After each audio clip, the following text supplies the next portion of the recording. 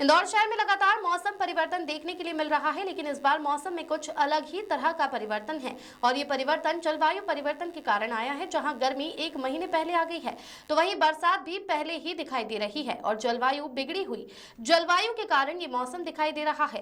पहले की तुलना में अब रात को भी गर्मी और उमस बढ़ती जा रही है। जो गर्मी के घंटे हैं वह भी बढ़ते जा रहे हैं और रात तो और दिन दोनों ही उमस और गर्मी से भरी हुई रहती है।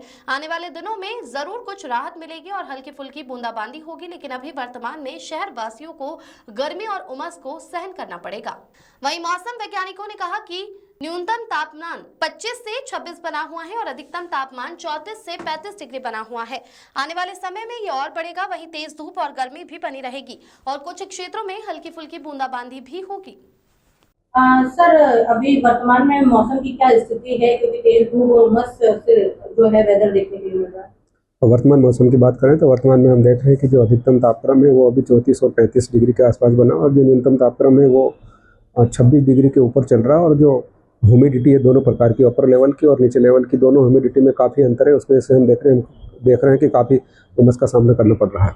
और अगर हम आने वाले दिनों की बात करें तो आने वाले दिनों में अभी हमको कल जो अधिकतम तापक्रम है वो हो सकता 2 से 2.5 डिग्री और बढ़ा हुआ देखने को मिल सकता है। यानी कह सकते हैं कि कल और परसों में हो सकता है जो 35 और 36 डिग्री टेम्परेचर चल रहा है ये 38 और 39 यानी कि 2 डिग्री बढ़ा हुआ दिखाई देगा और जो न्यूनतम तापक्रम है वो भी 26 से ऊपर दिखाई देगा। तो अभी हमको 2 दिन और जो उमस है वो अधिक देखने को मिलेगी और जो हवाओं की दिशा है वो भी थोड़ी तेज़ देखने को मिलेगी और जो दिन में 3 से 4 घंटे बादल युक्त मौसम रहने की संभावना और कहीं कहीं पे आज बूंदाबांदी या हल्की बारिश होने की भी संभावना व्यक्त की जाती है।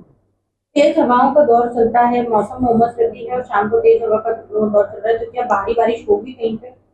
असल में क्या अभी 2-3 दिन तक जो 3 चक्रवात साइक्लोनिक सर्कुलेशन एक्टिव हुए थे उसकी वजह से अभी 2-3 दिन तक हमको कहीं कहीं बादल युक्त मौसम और कहीं कहीं हल्की बूंदाबांदी या कहीं कहीं तेज बारिश देखने को मिल सकती है। और अगर आने वाले 25 तारीख से फिर से रोहिणी लगेगी तो रोहिणी में इस बार हो सकता है हमको जो अधिकतम और न्यूनतम तापक्रम है उसमें से हमको जो अधिकतम तापक्रम है वो गिरा हुआ दिखाई देगा और जो न्यूनतम तापक्रम है वो बढ़ा हुआ दिखाई देगा। तो जो उमस है वो उमस हो सकता है हमको दिन भर और रात में भी हमको उमस देखने को मिलेगी। जो नीचे का तापक्रम अगर ज़्यादा बढ़ जाता है तो फिर जो रातें होती वहाँ रातें जो ठंडी होती थी वो ना होकर रात में भी अब उमस देखने को मिल सकती है।